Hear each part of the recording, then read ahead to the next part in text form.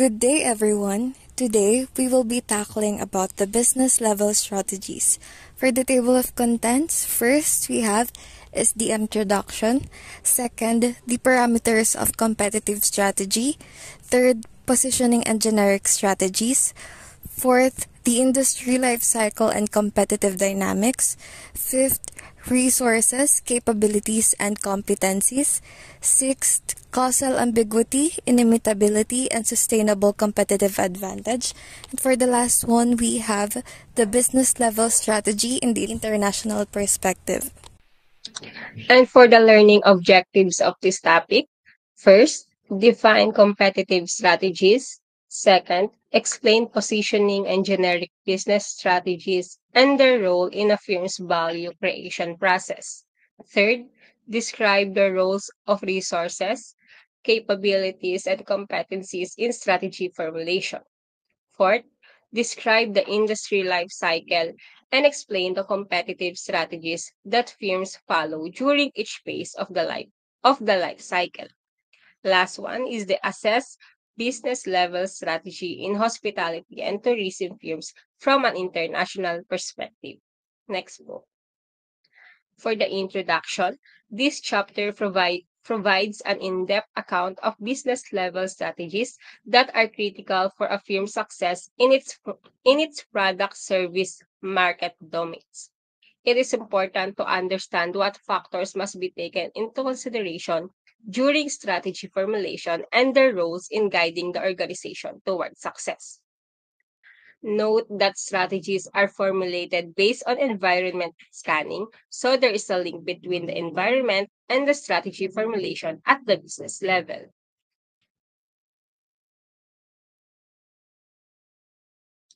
The parameters of competitive strategy. First is the competitive strategies. It is defined as firm's position in relation to its competitors in a given market. It enables a firm to develop its market position while being able to create sustainable competitive advantage. In other words, by implementing competitive strategies that defend or extend their market position, are able to add value to their bottom line in terms of return on investment. And according to Porter 1980, he points out that a firm influences an industry attractiveness as well as its competitive position. While the attractiveness of the industry is important, if the are to create and sustain value addition, a firm may not be able to sustain value creation if it chooses a poor competitive position. Next po. For the competitive advantage, it is defined as the above average profits a firm is able to generate from its business operation when compared to its competition or competitive set. A competitive set refers to all of the firms in a given market or segment that compete directly against one another. The sustainability of competitive advantage is dependent on the duration of time that the firm is able to generate above average profits as compared to competition in a given market. To be able to sustain the advantage, firms need to ensure that resources and capabilities are in place and that strategies are well defined so as to establish a link among resources and capabilities and strategies. Next po.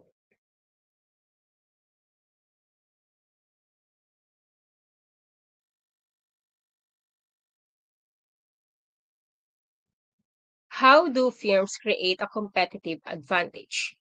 The answer to this question lies in the ability of the firm to serve its market with the same products and services that competition does, but at a lower cost.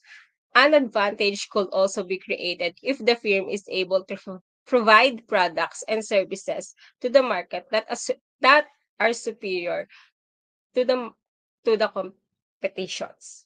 Next po.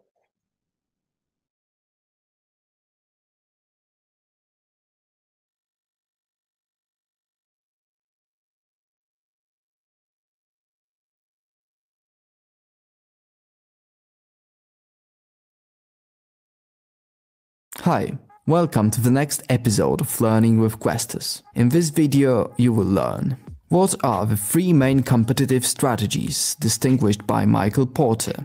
How can an organization achieve above-average results with cost leadership, differentiation, or the focus strategy? What are the limitations and conditions for implementation of each of the competitive strategies? Let's get started.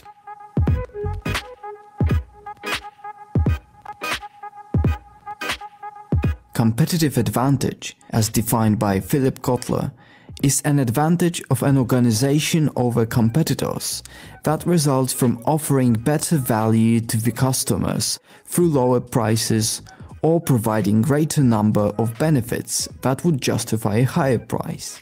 In 1980, Michael Porter, one of the most prominent marketing experts, presented a matrix containing three main competitive strategies. These were overall cost leadership, differentiation, and focus.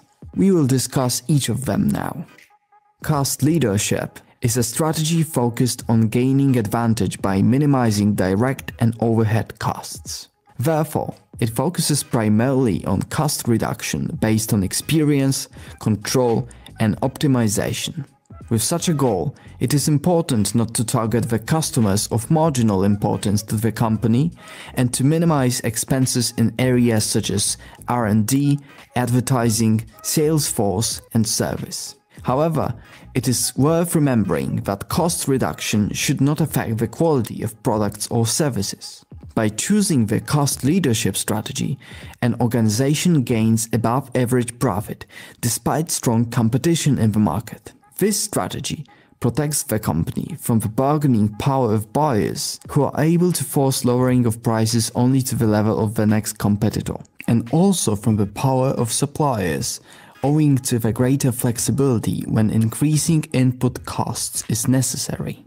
To achieve cost leadership, a company must have a significant market share or other advantages, such as favorable access to raw materials. In addition, introducing a low-cost strategy may require a large startup capital to invest in equipment to improve production, an aggressive pricing policy, and accepting that trying to achieve a significant market share will be costly at first.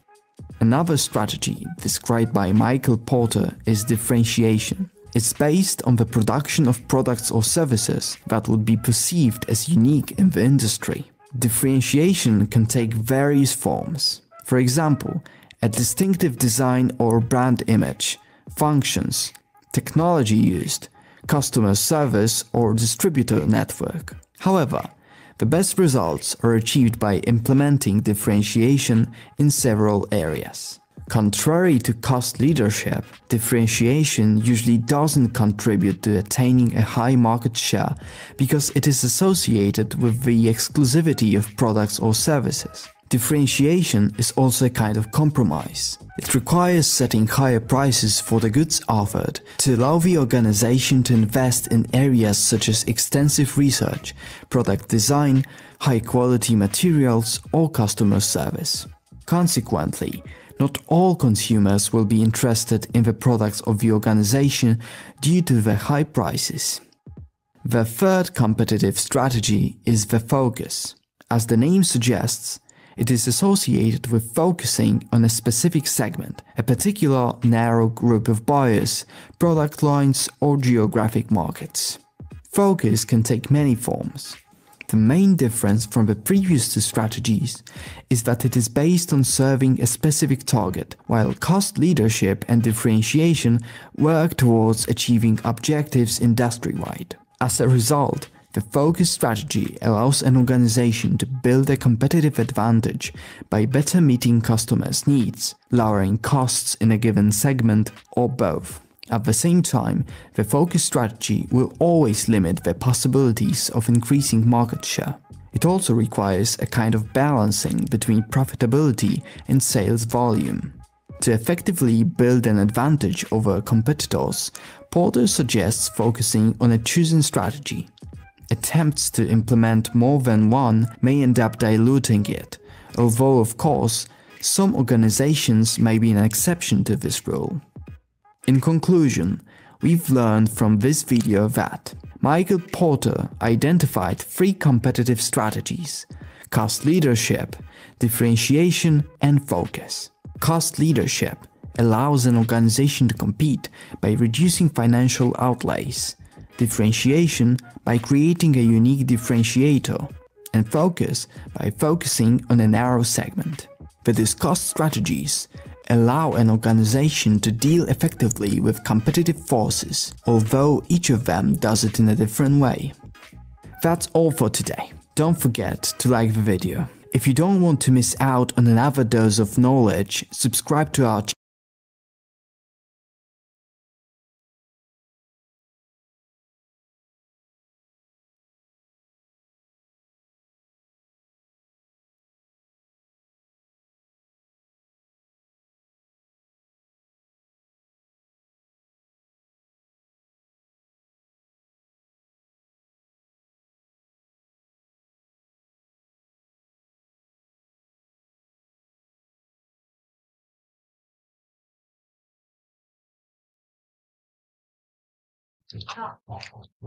What is the basis of a good strategy?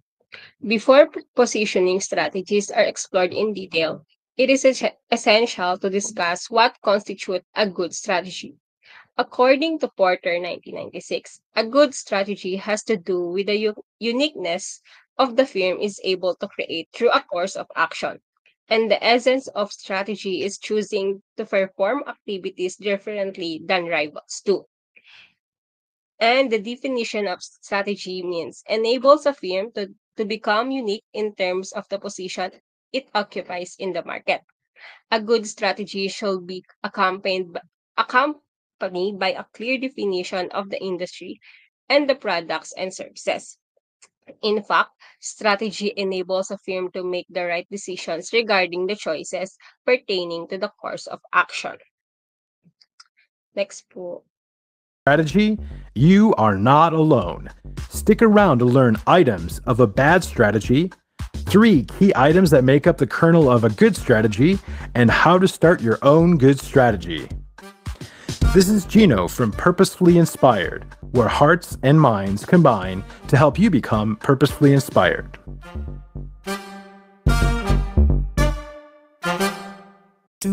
Today, we share highlights in Richard Rumelt's Good Strategy, Bad Strategy. Have you ever wondered how to create a good strategy? Or perhaps you have the feeling that your company doesn't have a good strategy or a strategy at all. We can relate. Today, we will highlight 3 key areas that make up a bad strategy. We will also share 3 key items that make up a good strategy. And finally, how to start your own good strategy. So first, on to 3 items of a bad strategy. Number 1, failure to face challenge. You must define the challenge. So often, people fail to understand what their challenges are. If you cannot define the challenge, you cannot evaluate the means to improve or overcome the challenge. Next, the second area of a bad strategy is mistaking goals for strategy. Having goals does not equate to having a strategy. People often say they'd like to earn 20% more, or make $1 million, or take over an industry. These are all goals. Goals are the what that one would like to achieve, but goals do not identify the challenges that one needs to overcome to get there. You really need to understand the challenges to get to the why and the how of a strategy. Goals also do not outline your strengths.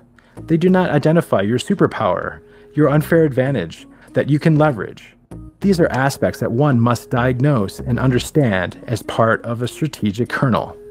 And third area of a bad strategy, bad strategic objectives. A strategic objective is set by a leader as a means to achieve goals. Strategic objectives are bad when they fail to address critical issues or when they are impractical. Failure to have a guiding policy will lead to disorganization, confusion, and incoherent actions. If the objectives do not align with a guiding policy, you and your organization are very likely to take actions that are incoherent and don't address the critical issues and challenges. Bad strategic objectives will not only be a waste of energy and be counterproductive, but are also likely to be frustrating and at best suboptimal towards achieving your goals. Now, let's dive into the 3 key components of a good strategy. First, you must diagnose. In diagnosis, understand challenges clearly and have them defined. Take inventory of strengths and weaknesses. Understand market conditions and potential existing or future advantages. If you can identify your challenges, you can consider options to overcome that challenge. Additionally, if you know your strengths, you can apply them effectively to the challenge. Get real clear about your challenges so that everyone on your team can contribute to successful diagnosis and remain key focus on the items of a good strategy. Secondly, you must arrive at a guiding policy. This is an overall approach for overcoming obstacles and realizing opportunities and advantages highlighted by that diagnosis.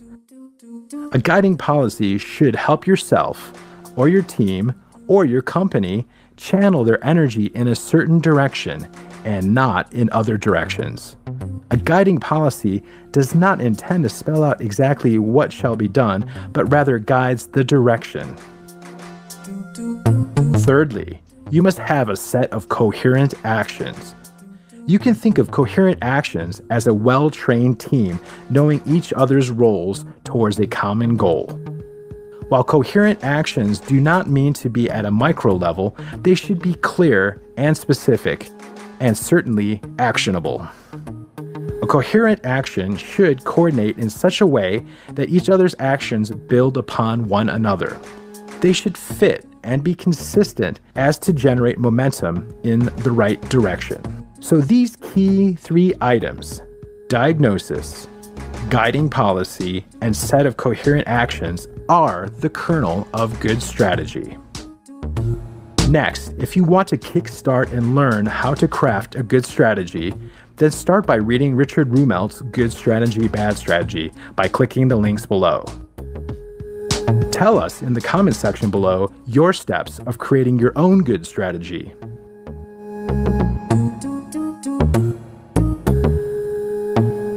Thanks so much for watching. Click the links to subscribe to our channel. And remember,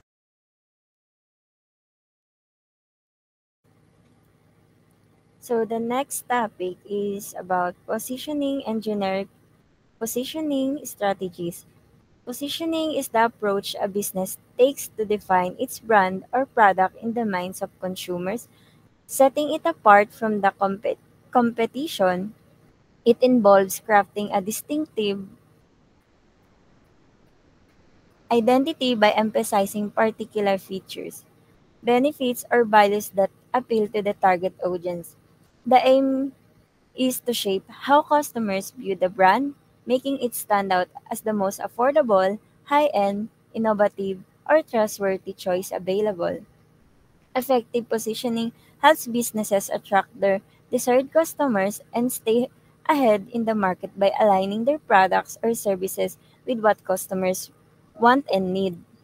So, positioning is all about how a company shapes the perception of its brand or product in the minds of its target audience. It involves creating a distinctive identity by emphasizing benefits or values that make the brand stand out from competitors. Essentially, it's about deciding how you want customers to view your offering and what unique aspects you want them to remember. This could mean positioning your product as the most cost-effective option, the most luxurious, or the most innovative. Effective positioning helps a brand carve out its own space in the market, ensuring it attracts and resonates with the right customers. by aligning closely with their preferences and needs. So the three types of positioning is the first one is variety-based positioning. Is centered around offering a specific product or services rather than trying to meet a wide range of customer needs. The focus is on excelling in one particular area. This works well for businesses that can provide high quality options by focusing their resources on doing one thing really well. And the next one is needs based positioning. It involves catering to distinct customer segments by tailoring products or services to meet the unique needs of each group. The emphasis is on serving different customer profiles with customized solutions. So, takes a more customer-centric approach or tailoring products or services to meet the particular needs of distinct customer groups. It's about understanding what different segments require and delivering solutions that suit them. And the last one is the access-based positioning. Targets customers based on their accessibility, such as geographic location or service scale. This approach involves adapting operations or distribution methods to better reach certain groups. Businesses that use this strategy adapt their operations to make sure their products or services are accessible to certain customer groups that other may not reach effectively. Each of these positioning strategies help companies carve out their niche and stand apart in the market.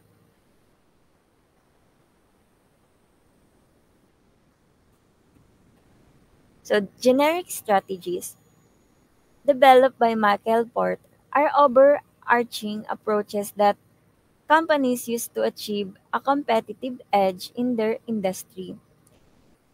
These strategies are designed to help businesses stand out and perform better than their competitors. The three main types include cost leadership, differentiation, and focus. Each of these strategies helps a company define their position in the market and compete more effectively. So, Michael Porter's generic strategies are fundamental tactics businesses use to gain a competitive advantage. Cost leadership seeks to provide the lowest prices. Differentiation emphasizes unique or superior products, and focus zeroes in on serving a specific market segment with tailored offerings. These strategies help companies establish their position in the market and attract their target audience. So the three generic level strategies, the first one is cost leadership strategy. Focuses on becoming the lowest cost producer in an industry, allowing a company to offer lower prices or achieve high profit margins. So, yung leadership strategy involves a company becoming the most co-effic- cost efficient producer to offer lower prices or achieve higher profit margins. Uh, this done by reducing production costs, improving efficiency, and leveraging economies of scale to attract price-sensitive customers and gain a competitive edge. So the next one is differentiation strategy. Involves making a company products or services unique through special features, superior quality, or distinctive benefits. Differentiation strategy is making a company's product or services unique by emphasizing special features, superior quality, or distinctive benefits. The goal is to justify higher prices and attract customers who value these unique attributes, building brand loyalty and reducing competition based on price. And the last one is focus strategy, is a business approach where a company targets a particular market segment or niche with customized products or services. It can be cost focused, where the company strives to offer the lowest prices within that niche, or differentiation focus, where it provides specialized offerings to address the specific needs of the segment. So yung focus strategy involves a company targeting a specific market segment with tailored products or services. It can be executed through cost focus, cost focus, um, offering the lowest prices in the niche, or differentiation focus, providing specialized features. This approach helps the company effectively meet the unique needs of its target market and strengthen its competitive position.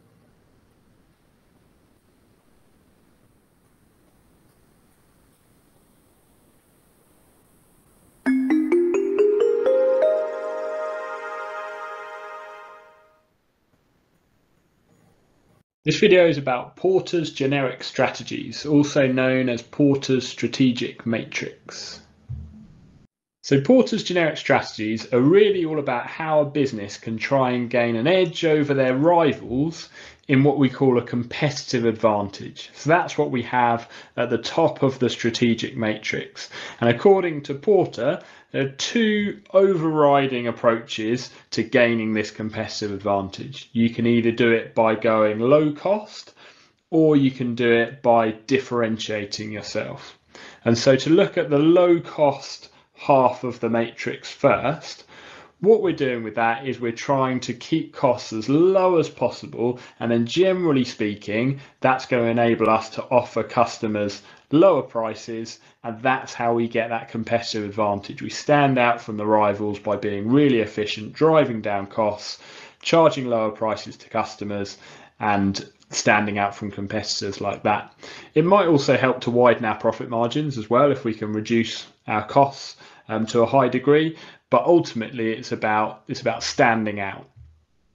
And there are two different strategies that could be used as part of that low cost approach. And so that's to do with the left hand side of the matrix, which focuses on the scope of the markets that are being targeted. So you can go for that low cost approach whilst targeting a mass market, everyone within the entire market, or you can do it by targeting a smaller market niche within the wider market.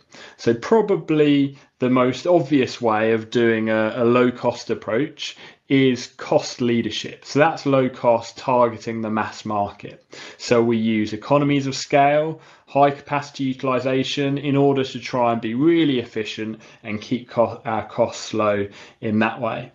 And so with economies of scale, that's going to help us to drive down our cost per unit because of our large scale of production. And with high capacity utilization, it helps us to spread those fixed costs over more units, which helps us to keep those overall costs down. But we could still go for a low cost approach whilst targeting niche markets. And in doing that, we'd be operating on a smaller scale of production, but trying to make cost savings and get those cost advantages where we can. So in that niche market, we could be maybe not necessarily the big innovator who spends a lot on research and development, and we can make cost savings in that way, maybe making a more basic version compared to the original and the big business that has done a lot of the innovation and a lot of the expenditure on that side of things. The contrasting approach to low cost then is to go for a differentiation strategy, which is going to be about adding value by offering products which clearly stand out from your rivals. So that could be by having a really clear, unique selling point, possibly of high quality or really good customer service. And that's then going to enable the business to charge more premium prices as well.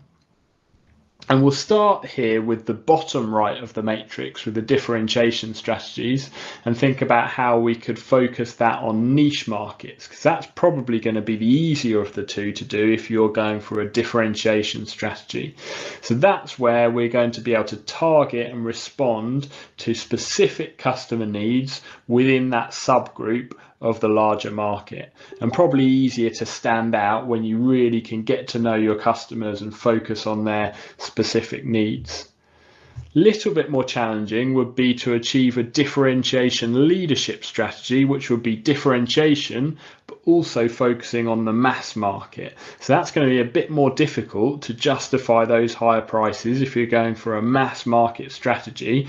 And I think what will be really key to a differentiation leadership strategy would be having a really strong marketing mix to justify to your customers those higher prices and to still be able to stand out even in a mass market. So strong branding is really, really important to a successful differentiation leadership strategy.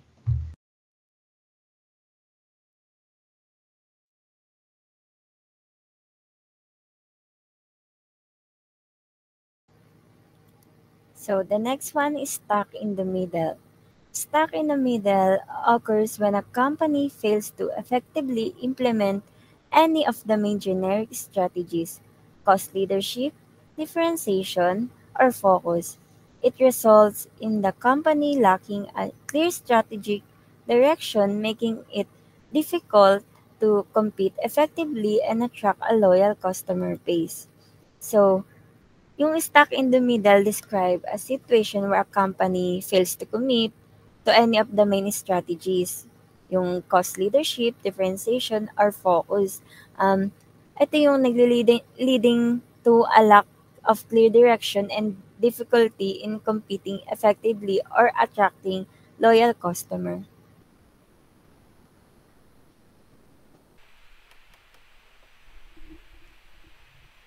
So it is essential to introduce the industry life cycle at this stage so that the factors that influence a firm's competitive strategies are identified. Essentially, the industry life cycle captures the evolution of firms in an industry over a definite time period. The evolutionary paths of firms in an industry is captured in a sigmoid-shaped graphical representation. It consists of 5 distinct phases.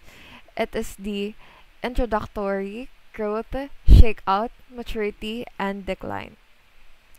Next slide po. For the first one we have is the introductory phase. In the introductory phase, very few firms invest in unique resources and capabilities to build competencies in tapping a new product service market. These firms are entrepreneurially oriented as they take a risk in entering a new market. Such firms in their infancy as customers begin to explore their new product service offerings. And the next one is the growth phase. As the market begins to grow and as more and more firms enter new markets in the industry, the life cycle enters the growth phase. Competition among firms is not as fierce during this phase as the environment is magnificent and the demand for products and services is high. The third one is the shakeout phase. Over time, as the market's growth rate slows down, the gap between demand and supply closes. When supply catches demand and when the rate of growth of firms subsides, firms start to compete directly against one another. Price-based competition increases and firms try to capture their rivals' markets. The intensity with which firms compete increases to a level where customers benefit from price discounts. Although firms grow during this phase, the industry goes through a shakeout phase. For the fourth phase we have is the maturity phase. Next slide, please.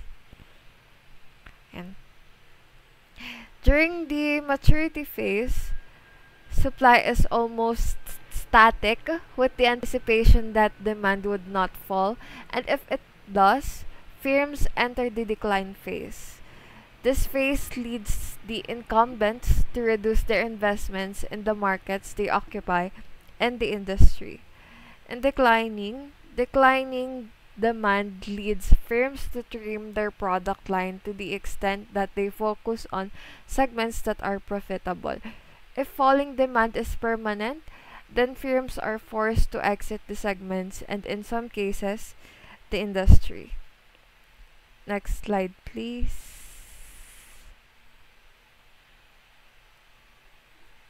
Here, domestic hotel brands in the American market such as Holiday Inn and Hilton seized the opportunity to locate their hotels outside the United States to tap into this growing demand.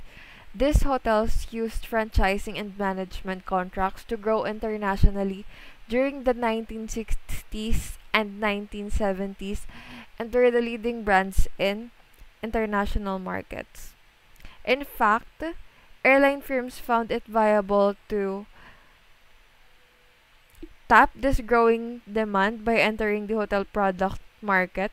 New firms entered the market in the 1970s and 1980s, such as Hyatt, Marriott, and soon the international hotel market was proliferated with hotel brands. Most of these global firms pursued overall differentiation, which pursuing multiple target markets. Next page. Next slide. And here we have the Hyatt and Marriott. Next slide. Again here, industry shakeout. Can you go back to the previous slide? And industry shakeout and consolidation occurred in the American market and other international hotel markets as they reached the maturity phase during the early to mid 1990s. Major brands in this market included Holiday Inn, Hilton, Hyatt, Marriott, Ramada, and Radisson. Other firms such as Accor identified new and emerging markets in the Asia-Pacific regions.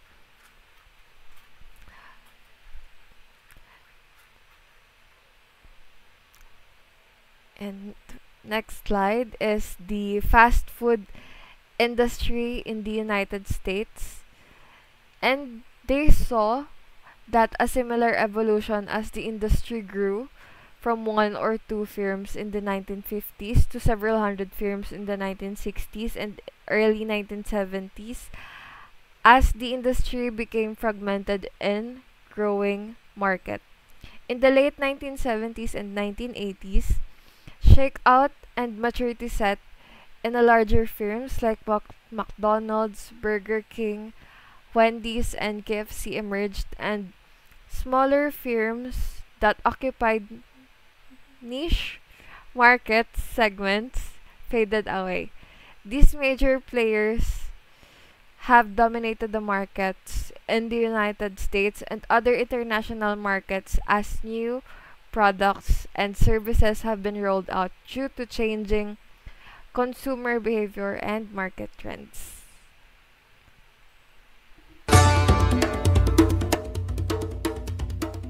Okay, we've defined the industry and specific segment, and now identified the value chain in that industry. The last step is to look at the industry life cycle. If you're in the introduction phase, there are unlikely to be many competitors, so therefore buyers don't have many choices of where to buy the product or the service. Profit margins might be high, but could also be low because the industry needs to attract customers quickly. A company in this phase is looking for early adopters. Marketing communicating the value proposition is critical as consumers may not know the product well. People often think of tech sub-industries when looking at the introductory phase, as so many new products and solutions are coming out every day. But of course, any new industry will start in this phase. Peer-to-peer financial lending is here. Online education is perhaps still in introductory, although with new entrants coming regularly and profitability increasing, it could be argued that it is now in the growth phase. The line between phases is not exact and is open to interpretation depending on timing and revenue size and so on. Industries in the growth phase are often using a lot of cash to further develop their products and services and expand their businesses. Demand should still exceed supply, and industry rivalry is not yet high. Substitute products may have emerged but have not established themselves yet, and so the players in the industry are able to increase profitability. However, don't be fooled into thinking everyone is on a winner. The growth phase is where many companies do slip up and can get themselves into financial trouble. Because the focus is on the moment and meeting demand, longer term planning is often put aside. This means capital expenditure on infrastructure may not go ahead. Training and development of staff is put off, and management of short and long-term debt is not systematic. An event that shocks an industry like a broader economic downturn can quickly lead to many companies suddenly finding themselves unable to pay creditors, so be warned. The mature phase is where an industry has a lot of companies and is highly competitive. Prices are often reduced as companies jostle for market share, and capital expenditure may not be as great. Again, in the mature phase, companies need to conduct strategic planning about what they will do when an industry enters decline. Perhaps that bit of advice camera film manufacturers like Kodak didn't take seriously when they failed to foresee or want to react to the introduction of digital cameras. In the mature phase and also the shakeout phase, customers are more liable to switch products or service providers. Customer loyalty becomes a key initiative for many organisations as they realise once they lose a customer, they may not be able to get them back. It is also at this stage that we see companies within industries use frameworks like Blue Ocean Strategy to create new opportunities and sometimes revolutionise the industry. A well-known example of this is the birth of Yellowtail wines that took the American wine market by storm. As the word decline indicates, the industry is now becoming unprofitable. Companies will exit the industry, some will look to be acquired or acquire others, and some unfortunately will hang on until they enter administration. The decline phase doesn't necessarily spell the end of an industry. However, it is likely to rationalise to only a few players who accept moderate profitability at best. Sometimes there are ways an industry can climb out of decline due to product innovation or an external impact. Sometimes organisations come up with blue ocean strategies that enable them to create new markets and grow a new customer base. An industry has a life cycle with a number of phases. An industry could be clearly in one phase or perhaps on the border of two. Industry life cycles are much longer than product life cycles and don't necessarily have a defined endpoint.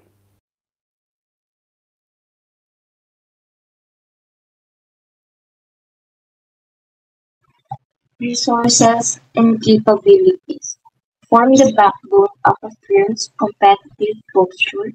The development of resources and capabilities should be carried out with the objective of creating sustainable competitive advantage. The resource-based view (RBV), as described by Barney, 1991, and others, provides a framework for firms to invest in vulnerable, rare, and inimitable resources. This is possible only if the focus is on heterogeneous resources that are not perfectly mobile.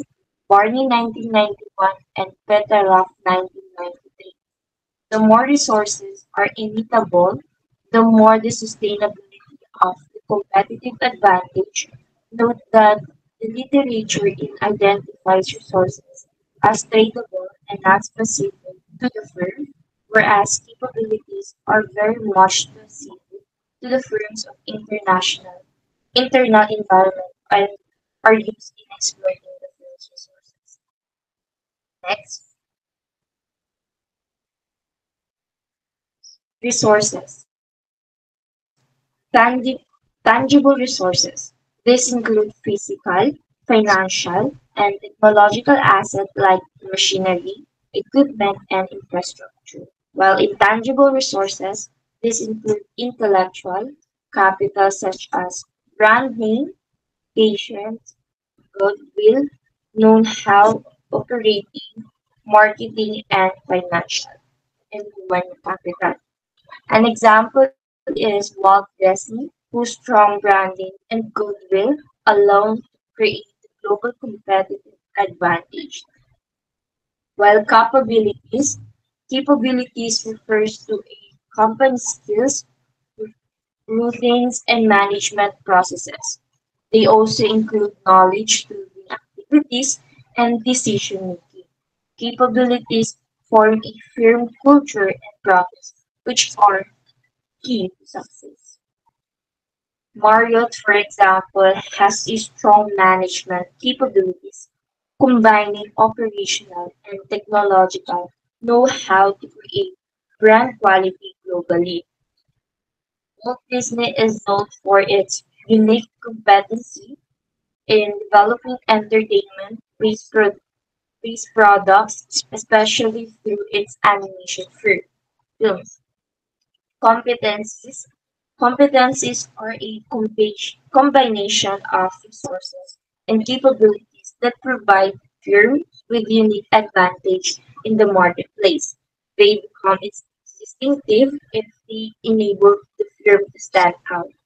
For instance, Radisson and Morgan have developed unique technological innovations in their reservation system, giving them a competitive edge.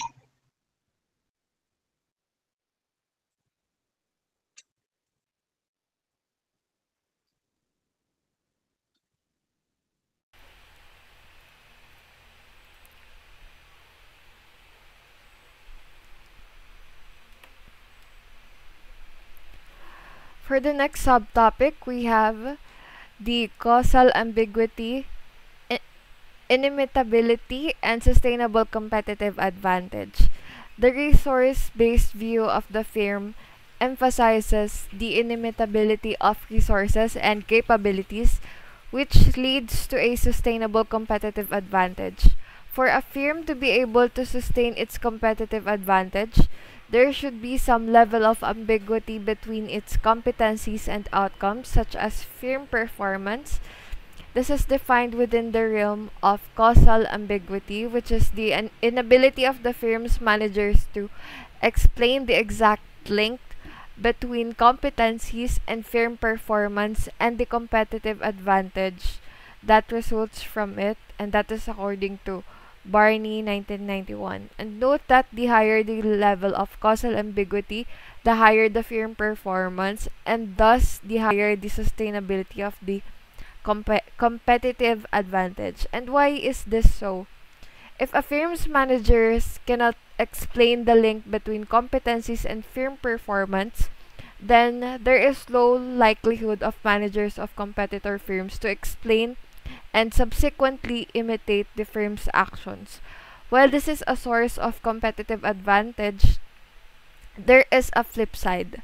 The inability of the firm's managers to explain the causes of firm performance restricts the transferability and leveraging of these competencies, and thereby limiting the size and scope of the businesses.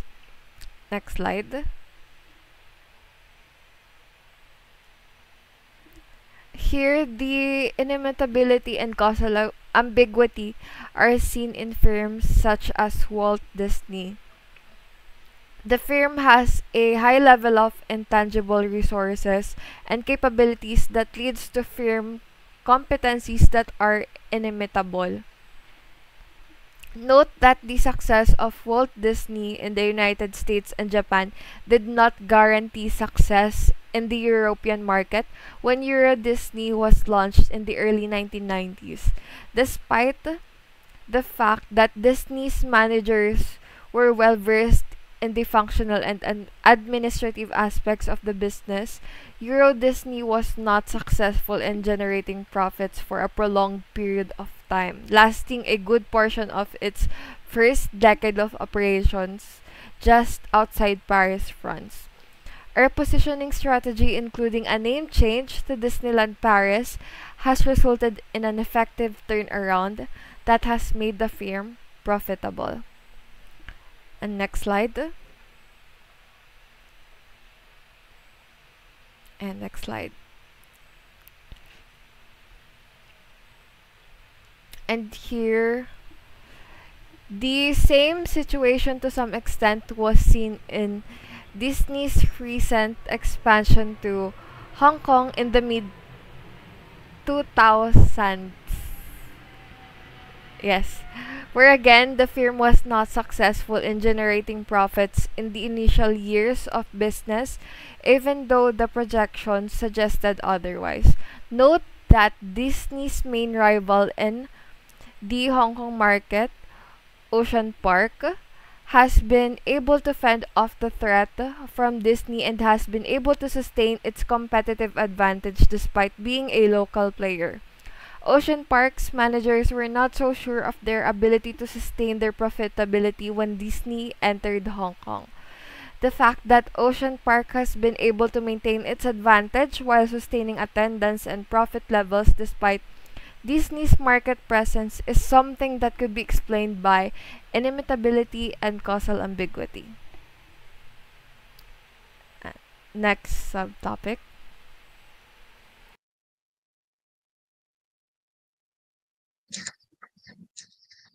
For the business level strategies in international perspective, firms face different task environments in domestic and international markets, and therefore their strategy formulation decisions will be influenced by market-related contextual factors.